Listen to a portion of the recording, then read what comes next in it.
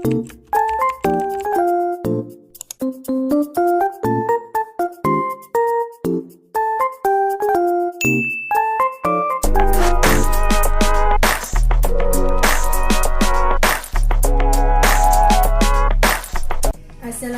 warahmatullahi wabarakatuh.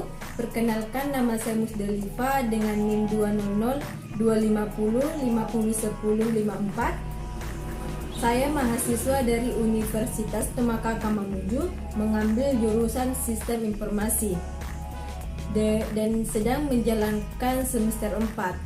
Video ini saya buat untuk memenuhi tugas final dengan dosen pengampu mata kuliah komunikasi data, yaitu Bapak Musliadi KH Eskom Mkom, dengan judul materi Transmission Analog. Transmission analog merupakan suatu upaya untuk mentransmisi sinyal analog tanpa memperhatikan muatannya. Sinyal-sinyalnya dapat kita mewakili data analog dan data digital. Untuk jarak yang cukup jauh dipakai amplifier yang akan menambah kekuatan pada sinyal sehingga menghasilkan distorsi yang terbatas. Sinyal analog adalah sinyal data dalam bentuk gelombang yang kontinu yang membawa informasi dengan mengubah karakteristik gelombang. Dua parameter atau karakteristik terpenting yang dimiliki oleh isyarat analog adalah amplitude dan frekuensi. Selanjutnya ada contoh transmission analog. Yang pertama ada sinyal televisi, sinyal telepon, sinyal radio, dan sinyal audio. Perbedaan sinyal analog dan sinyal digital. Yang pertama itu sinyal analog dia bersifat kontinu, dan yang kedua bagus digunakan untuk komunikasi yang lintasannya rendah. Dan yang ketiga kemungkinan error besar. Dan keempat, mudah terkena noise. Dan kelima, kapasitas informasinya rendah. Selanjutnya, sukar digunakan modifikasi informasi. Selanjutnya, menggunakan konsep frekuensi. Dan yang terakhir, boros bandwidth. Sedangkan sinyal digital, yang pertama dia bersifat discrete, 0 dan 1. Dan yang kedua, bagus digunakan untuk berkomunikasi yang lalu lintasnya tinggi. Dan yang ketiga, kemungkinan errornya kecil. Dan yang keempat, perbaikan error lebih mudah dibandingkan dengan sinyal analog. Dan yang kelima, lebih tahan terhadap noise. Dan yang keenam, kapasitas informasinya lebih besar. Selanjutnya, lebih mudah digunakan modifikasi informasi. Selanjutnya itu menggunakan konsep biner atau bit. Dan yang terakhir, lebih mudah hemat bandwidth. Perbedaan sinyal analog dan digital bisa teman-teman lihat pada gambar layar. Karena sinyal analog menggunakan gelombang elektronik, maka seringkali terjadi electronic noise ataupun distorsi yang terjadi pada benda elektronik.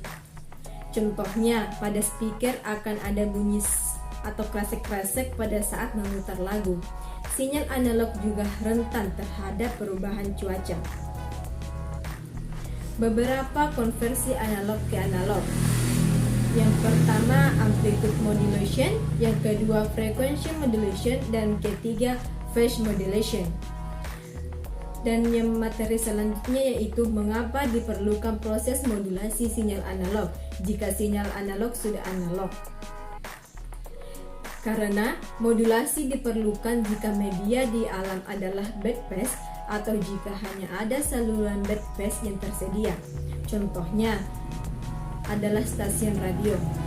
Regulasi memberikan bandwidth yang sempit untuk terhadap stasiun radio. Sinyal analog yang dihasilkan oleh masing-masing stasiun adalah sinyal low pass. Semua di dalam rek yang sama untuk dapat mendengarkan stasiun yang berbeda. Sinyal low pass perlu digeser masing-masing untuk rentang yang berbeda. Jenis transmisi analog dapat dibedakan berdasarkan pada parameter gelombang. Yang pertama itu transmisi dengan modulasi frekuensi carrier. Dan yang kedua, transmisi dengan modulasi frekuensi gelombang karir. Dan yang ketiga, transmisi dengan modulasi fase gelombang karir. Bagaimana cara kerja sinyal analog? Sinyal analog bekerja dengan mentransmisikan suara dan gambar dalam bentuk gelombang kontinu atau continue free. Misalnya, ketika seseorang berkomunikasi dengan menggunakan telepon, maka suara yang dikirim melalui jaringan telepon tersebut dilewatkan melalui gelombang.